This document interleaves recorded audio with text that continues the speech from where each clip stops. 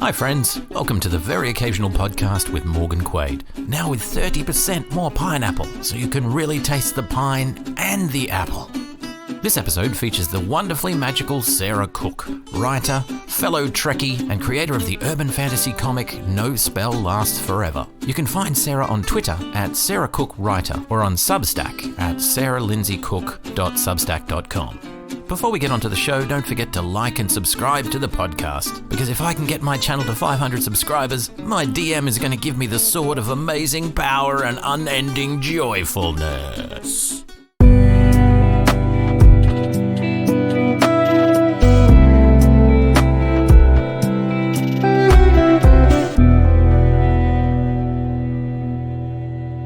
Welcome to the Very Occasional Podcast with Morgan Quaid. I'm joined by Sarah Cooke, writer and creator of No Spell Lasts Forever, and also Star Trek fan, which I'm very excited about. So thank you, Sarah, for joining us on the podcast. Oh, thanks for inviting me. So we're going to do something that I do not normally do. So normally we start with a bit of a conversation and go through your creative journey and everything. And then we have a section called the rapid fire questions where we go into those, which is normally in the future. I'm going to throw one of those right in now because I'm anticipating the answer. So the question is, you get to choose one, only one. Star Trek, Star Wars. What is Star your choice? Trek? Yes. Star Wars too, but definitely Star Trek. Oh, I'm so pleased. Everything is just heavily weighted towards Star Wars. Every time I ask that question, most people just go straight for the wars. And I had a feeling you would go for the Trek, and that makes me so happy. But that's enough of my self-indulgent love of the Trek. And again, same thing. Nothing against the wars. I love both. Yeah. But it's Star Trek, you know. It's what do you do? All right, so let's talk a little bit about yourself, Sarah, and about your creative journey, particularly with writing stories, those sorts of things. Where did that really start for you? As far as creative writing, I've always been into creative writing. Even when I was a kid, I remember my Substack is called Killer Tater Tots, and that's named after a story that I wrote when I was probably in like second or third grade, I think, about tater tots coming to life and taking over my school. And then in high school, we had a lit journal at my school, a poetry journal, and I was involved with that. I wrote some short stories and submitted them to a couple journals. And then after that, for a long time, I was really into poetry. When I did my MFA, my concentration was in poetry. But I really there was always a part of me that wanted to get back to fiction.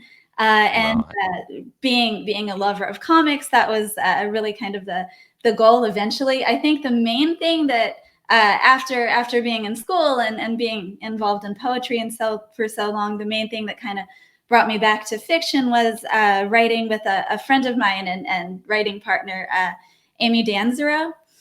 We wrote a web series. It's a sci-fi comedy called My Human Experience. And we actually produced the pilot for it a couple years ago in 2020. And it's been running at some festivals. It's actually not viewable yet because the rules of the festival, they don't want it screened until it's screened. Right. Eventually, it'll be viewable for the public. And we're hoping to make some more episodes in the future. But that was kind of the big project that got me back into the fiction world. And then after that, I moved into comics. Wow. Okay. So it all over. Poetry. Yeah. Well, and you do find that with writers. We tend to be everything. I want to do everything and I want to try it all and see what fits and what doesn't. So what we don't often go down the poetry. For some reason, I got poetry and porridge mixed up in my head. It's morning where I am. I must be hungry. That's what that is. So we don't often go towards the poetry side of things. So tell us a little bit about that. What style of poetry really appealed to you? What sort of imagery, As far as what I like to read, I really, I was into everything. I did go through a period where I was really into beat poetry. which I still love, but I've kind of branched out into some other stuff too. And stuff that I've written stuff using different, I've written free verse, I've written verse. Most of what I've written is more free verse stuff, but I do occasionally like to use verse. But yeah, a little bit as far as what I read, it's all over the place. Right. And so tell us about moving to the comics side of things. So first of all, I suppose, how have you found that transition? What is different about, writing for comics versus what you've done in the past? What's that experience been like for you? Yeah, it was pretty different. I think writing the web series first kind of eased the transition a little. What I'd done in the past had either been poetry or short stories, and writing in a format like that is so different, and writing for a visual medium. And obviously writing for comics is really different than writing for film, but they're more similar than, for me at least, they feel more similar than comics and poetry, or comics and short stories. And doing that with a writer, with someone who had more experience. Amy was in the same creative writing program that I was in, but after school, she really got into screenwriting a lot more, so she had more projects under her belt by that point. Writing with someone who had done it a few times definitely helped. And then moving from there into comics was interesting, because comics, of course, when you're writing a script, it's description panel by panel, whereas writing the screenplay for the web series was not like that. We're not writing like shot by shot in quite the same way. So it was just kind of interesting in my head to compare the two. But yeah, it was a lot of fun, actually. I think kind of moving into writing for a more visual format. I think at first I thought it was going to be like this really hard thing, kind of figure out how to write for a visual medium, and it was an adjustment in the beginning, but once I kind of got into it, I felt like, well, this is actually, like, in some ways there are things that are easier about it too, because you have all these tools that you don't have when you're writing a short story. And it was really interesting and fun, actually. Yeah, and you have that thing where you can show a thing without words, which is something that all writers try to do, but it's very hard to do sometimes when all you've got are words to use.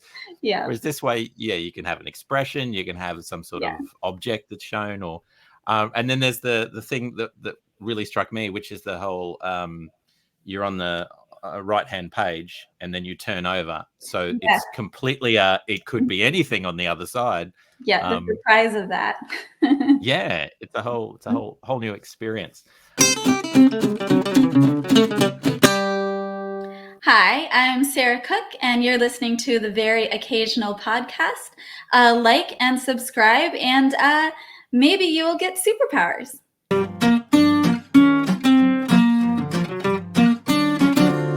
So what have you found challenging about transitioning into comics, or have you found anything challenging, or has it just been rainbows and unicorns and sunshine?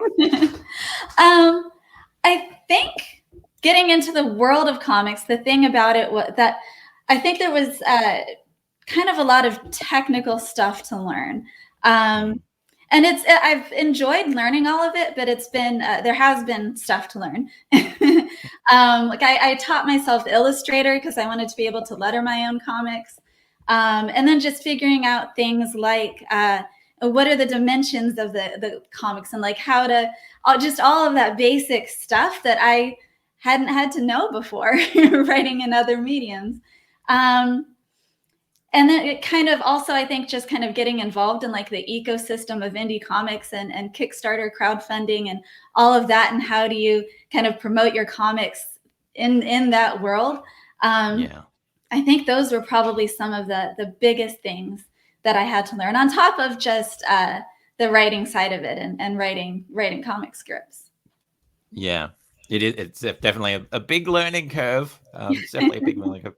And one of the common things that comes up is you're not a writer anymore. You're a creator, and you're a publisher, and you're a promoter, and you are, it's much bigger than just the I will write the thing and someone Yeah. else will make it famous. Which is a lot, but it's cool when you're writing poetry or you're writing short stories. There isn't really, at least that I found, and maybe people are doing different things, but I feel like it's harder to kind of get an audience for that. Like you submit to poetry journals, or you try to get your chapbook published, or you submit your short story to lit journals and things like that. But there's not really a lot that you can do for yourself as far as marketing and getting your name out there. And there is some stuff, but not to the same extent. And so it is a lot of work with comics to do that, but it's also nice that the option is there. Yeah, and there's more coming up every every year. There's more chances to meet with people and podcasts and all that sort of stuff, such as the very occasional podcast with Morgan Quaid. Cue the self-serving ad. So tell us then about with your creative journey. What are the genres or tropes that really grab your attention? The stories you like to tell? Yep, I think urban fantasy and sci-fi are the biggest ones for me. Right. Anything having to do with magic or space. Although I haven't written a story set in space yet, I want to. I love watching and reading stories set in space, but those are probably the biggest ones for me are space and magic. Space and magic. That's fantastic. I'm very, very similar, and very similar with the space side of things as well, because I will watch any sci-fi thing, whatever it is, and devour it. But I don't think I've written anything set in space yet. Maybe a couple of short stories, but nothing. Yeah, it's I don't know what it is. Maybe it's a bit daunting, or it's I'm not sure. But yeah, similar thing. So what is a failure that you've experienced or that you've come up against that's really been instructive? It's taught you something, or it's just sort of shifted your direction a little bit in your creative endeavors? Yeah. I think one of them that I'm kind of trying to work through now is on the writing side of things. I think that sometimes with my own writing, I'll have everything kind of conceptualized and I'll do my whole outline and then I'll write my first draft. And then I'll look back at it and I'll say like, oh, well, I wanted this character, like, and in my mind, this is how it was functioning. I wanted this character to like function this way thematically. But the way I have them showing up in the story, they're not really like driving that home as much as I want them to. And so then I'll have to go back and find ways to add that in. And I keep having the thought like, well, if I realized that they were going to play this specific role in the story, like from the beginning, I could have kind of organically built the outline around that a little bit more. Yeah. And so I guess that's kind of the big challenge right now, the big creative challenge anyway, that I'm kind of working through is how to like in the early stages, really take my thinking through all the way to the end. Right. More of a like detailed, fuller picture of how I want all of these thematic things to kind of function together. Right. So as a writer, do you prefer I will plan it out and then write, or is it more fly by the seat of your pants, see what happens? I definitely have to plan it out, and things change. Like these things that I have to go back and adjust later, and things do change, or I'll think of different, better ways to do things as I go along. But I definitely have to have a fairly detailed plan. I think I would spiral into chaos if I didn't. Very good, very good. So is there an idea that you're toying with, or you've got it on the back burner, or something that is either too difficult or too problematic for you to tackle that you're willing to share with us? Yeah, I have a script that I'm working on right now, but I guess I'm actually tackling that one. Yeah. But I do have an idea for one that I want to do. But I'm a little nervous, I guess, to get started with it. My mom has all of these incredible stories about people from our family, people like in my grandparents' generation and earlier. And they like some of the stuff that they got into is like stories from a movie. And I want to find a way to do that, to fictionalize it, because it's not a narrative, these various stories now, but I want to find a way to kind of fictionalize that and include it in a story about a character who's kind of learning these things about her family, and probably magic would be involved somehow. But I haven't figured out the hook yet, and it's because it would be so personal. It makes me a little nervous to actually dig into it. But that's something I want to tackle at some point. That makes perfectly sense. It is a different thing to where you're inventing everything, and you know, you make the characters, they can be whatever you want, versus, well, this was Uncle so and so, or you know, great aunt so and so. I can't just make everything up. Very, very cool. So we'll spend a little bit of time now on No Spell Lasts Forever, the current project, the comic project that you're working on. It's on Kickstarter now, but probably by the time this airs, it may not be. Tell us a little bit about No Spell Lasts Forever. It's going on Kickstarter through the end of the month. But it's so the main character, Rosette, is a magic user who, like I kind of mentioned, her magic manifested when she was a kid, and it really kind of scared her parents. And so they dropped her, just kind of left her with this guild. And there was one character there, her name's Dorothea, who was kind of like her adoptive grandmother, who kind of supported her. And she was the one who got Rosette into noir movies. But she was really kind of the only one. The rest of the guild really didn't have her back. Especially her adoptive sister, whose name is Elspeth. So when she was a teenager, she left and she went to New York and tried to make it on her own. And that's how she, a little bit older, kind of fell in with the mob. So she gets shot trying to, in one of her jobs for the mob, she gets, this is kind of spoilery, but it's all in the first issue. So. It's juicy as well, so that's fine. Yeah. So she gets shot, and she, because she's been working for the mob, ends up in hell and makes a deal with the devil for a second chance at life. And the deal is, if she can corrupt one truly good soul, then she gets a second chance at life. And the benefit of that for her would be she'd have more time to kind of like change her ways, so that when she dies a second time, she can go to heaven. Yeah. This good soul who she identifies to try to corrupt is this police chief named Bash, and he's fighting a lot of corruption with, like, among his own officers who are also kind of being bought off by the mob. So she has to figure out, like, is she going to be able to see this deal through and corrupt this police chief or not?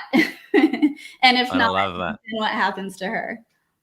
I love the catch-22 of it, that you have to corrupt someone to save yourself, so that you can try and undo what you've done.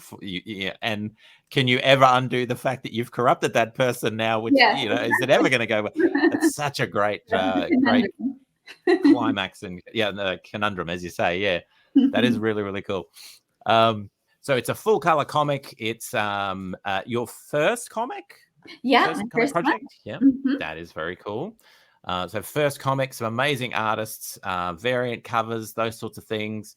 Again, there's a short version of this podcast that will have gone out when the campaign is run to help promote. But yeah, it sounds like an amazing project, and I love the struggle there, and it has a bit of a noir kind of vibe to it. Excellent. And the artwork, Aime's artwork, she really captures that noir vibe. Like, she just, I think, really just hit the nail on the head with it. All right. So now we're going to move to the next phase of the podcast, something that I haven't given you a heads up about. So apologies for that. I usually do. Okay. So this segment is called The Worst Pitch.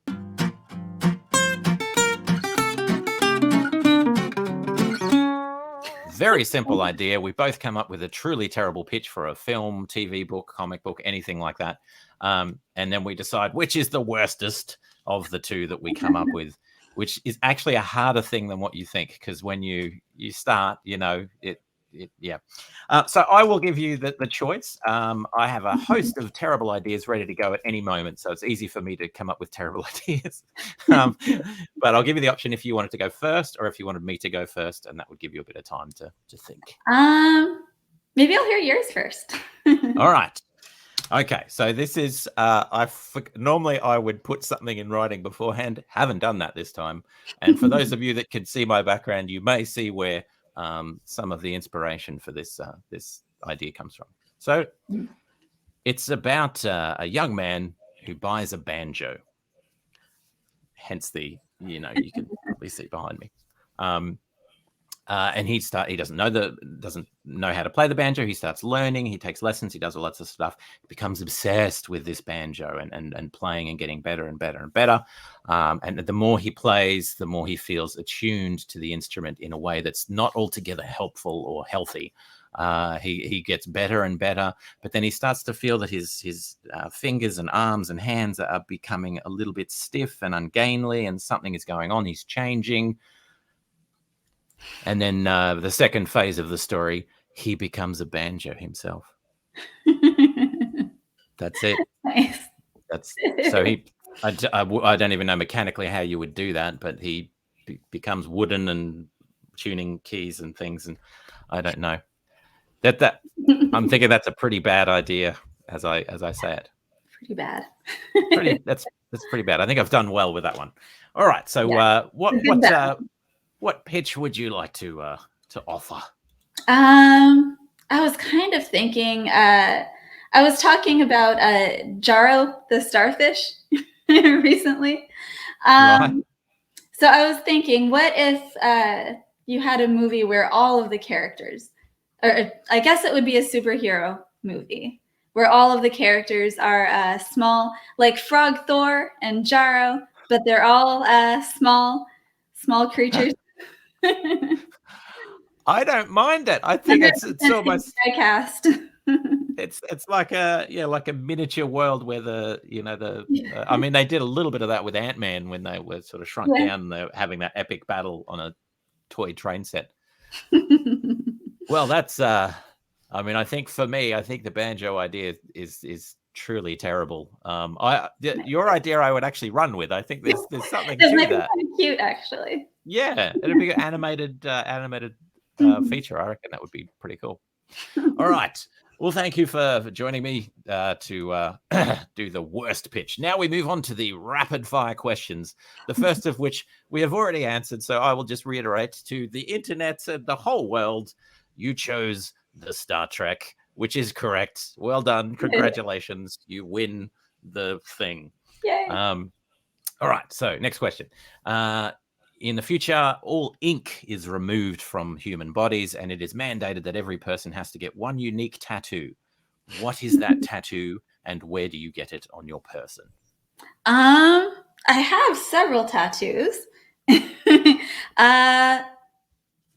Probably my favorite one, and I'll go with the one that I have that's my favorite that you can't see because I'm wearing long sleeves, but it's an elf warrior, and it kind of symbolizes a poem that I like. Yeah, maybe I would go with some kind of variation of an elf warrior tattoo. Elf warrior, very good. And on the shoulder again? Yeah, I think I would go with shoulder again. Very good. Very good. Okay, so elf on the shoulder. All right. So which of your heroes would you most hate or fear to meet in person?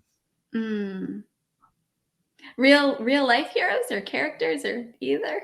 Oh, either. Yeah. That's a hard one. I've been binging a lot of Batman recently. Right. Some of the older stuff that I hadn't gotten to before. So maybe Batman. It would be cool to meet him, but he also would probably be pretty intimidating. Yeah. Yeah, and maybe a bit of a jerk. Yeah. Catch him on the run. Very good. And then there's the question of which Batman, like the young Batman, the crusty, older, everything is terrible. I hate everything, but I'm still doing this job. Batman, the Frank Miller kind of Batman. That's a good one, though. I agree. I think he would be not great to be, and just, those people that are just super intense, Yeah. way too intense. That dude's not going to smile. He's just going to be straight down the line the whole way. Yeah. Do you ever take a break, dude? Crime doesn't wait for breaks or whatever, Exactly. All right. So you're allowed to pass on one toy from your childhood to future generations and your own children. What is that toy that you would pass on? From my childhood. I just oh, I know. I just was going through boxes of my old my old toys actually that have been out in the garage for who knows how long. And I had a really impressive troll doll collection. All right. So I would probably say my troll dolls. An army of trolls. Yeah. Fantastic. All right. So, what is one of the hardest fictional deaths that you've had to deal with, either from film or TV or books or anything like that? I was just in my Batman binge. That's why it comes to mind. Rereading Nightfall and Night Quest and all of that. And when Graham Etchison dies, that really affected me emotionally. And not that he was such a big character, but just that I think that he was so good and I didn't deserve it. But also, yeah. I think that it was because of what it said about John Paul Valley, that he just let him die. And it makes you want Bruce to come back as Batman, like, so badly in that moment. Like, Gotham is everything, and Gotham is going to hell even more than usual because Bruce isn't here. Yeah. He wasn't a huge character, but it's one that I read not too long ago, and it's top of mind, and it was pretty impactful for me. Right. And maybe what the death represents more than even just the death itself. Mm-hmm. The loss that we feel. Bruce! Yeah. Bruce, come back. And now I'm thinking of so many. Data's death, if we're talking Star Trek. Oh, yeah. And that's a fairly recent one as well. I mean, in real life terms. That one was heartbreaking. Yeah. But do you have that thing? I always have this thing where it's like, oh, but is he though? Some part of him is squirreled away somewhere, either in his children or somewhere else, and he's going to come back. Then there's that scene where it's pretty clear that whole scene where it's like, yeah, no, he's gone. And then it's kind of like he wants the whole thing. Anyway, let's not get into it. That's a good one. All right. So you have to invent a new color. What is it and why?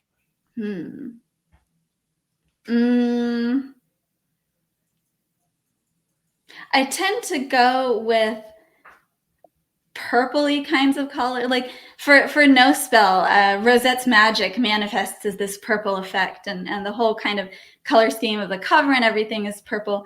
So I'm going to say some variation of purple that's like an even more impossibly intense purple. The impossibly intense purple. Yeah. I like it.